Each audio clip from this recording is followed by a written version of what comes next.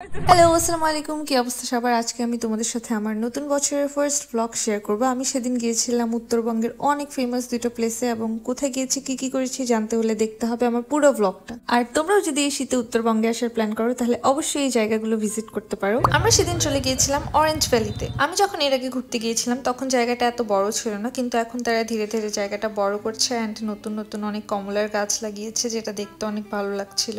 এই জায়গাটা অনেক হাইপটা একটা জায়গা অ্যান্ড মানুষ এই জায়গাটা অনেক বেশি পছন্দ করে, তাই অনেক দূর থেকেও মানুষ সেখানে ঘুরতে যায়।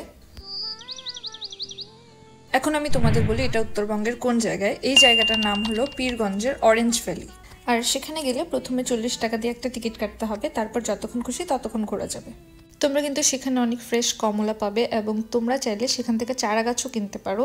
সবাই তো আসলে দেশের বাইরে যায় এসব জায়গায় ঘুরতে, কিন্তু আমার মনে হয় তোমরা আমার ভিডিওটা দেখার পর অনেক বেশি প্রাউড ফিল করবা যে আমাদের উত্তরবঙ্গেও এত সুন্দর একটা ঘোরার জায়গা আছে। সেখানে গিয়ে একটা ভুল তোমরা একদমই করতে পারবে না, সেটা হলো সেখানে গিয়ে তোমরা অনেক ঘুরতে পারবে, অনেক ছবি তুলতে পারবে কমলার সাথে, কিন্তু কমলা ছিঁড়তে পারবে না।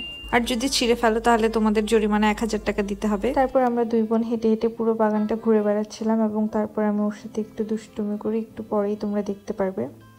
কেমন লাগতেছে মাইশা? কমলা বাগানটা কেমন লাগতেছে? তারপর আমাদের প্ল্যান হয় যে আমরা এখন দীপশিখা যাব, তাই আমরা তাড়াতাড়ি করে সেখান থেকে রওনা দিয়ে দিই। কিন্তু তারপরও আমাদের দীপশিখা পৌঁছাতে প্রায় সন্ধ্যা 6টা বেজে যায়, এবং সেখানে যাওয়ার পর জানতে পারি যে সেখানে বিকেল 5টার পরে আসলে অ্যালাউ করে না। তারপর ম্যানেজারের সাথে কথা বলার পর আমাদের 10 মিনিটের জন্য অ্যালাউ করে।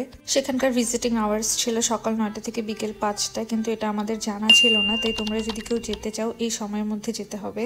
এখন তোমাদের বলি দীপশিখা কি। দীপশিখা হলো একটা স্কুল, যেটা মাটির এবং বাঁশের তৈরি একটা স্কুল।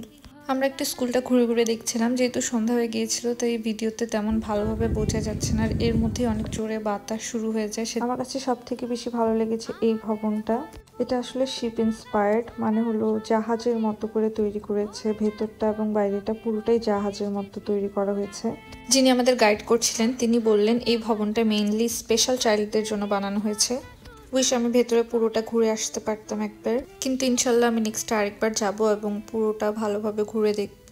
তারপর আমরা সেখান থেকে বাসার উদ্দেশ্যে রওনা দিয়ে দিই। আমাদের সবারই অনেক চা খেতে ইচ্ছে করছিল, এবং আমরা সবাই চা অনেক বেশি পছন্দ করি, তাই আমরা একটা বাজারে দাঁড়িয়ে যাই চা খাওয়ার জন্য। সেখানকার চা নাকি অনেক ফেমাস, কিন্তু আমার ঠিক এই জায়গাটার নাম মনে পড়ছে না, তাই তোমরা যদি কেউ জানো আমাকে কমেন্টে অবশ্যই জানাবে।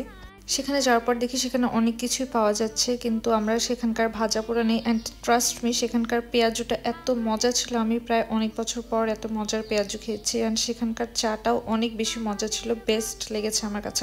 সো আজকের ব্লগটা এই পর্যন্তই। তোমরা কারা কারা অরেঞ্জ ভ্যালি অ্যান্ড দীপশিখা ঘুরেছো আমাকে অবশ্যই কমেন্টে জানাবে। অ্যান্ড উত্তরবঙ্গে ঘুরতে আসার পারফেক্ট টাইমই হলো এই উইন্টার সিজনটা। Do let me know in the comment section আমার ব্লগটা তোমাদের কেমন লেগেছে। যদি ভালো লেগে থাকে অবশ্যই আমার পেজে একটা লাইক দিয়ে দিবে। So that's it for my today's vlog. Until my next video, stay tuned. Allah Hafiz.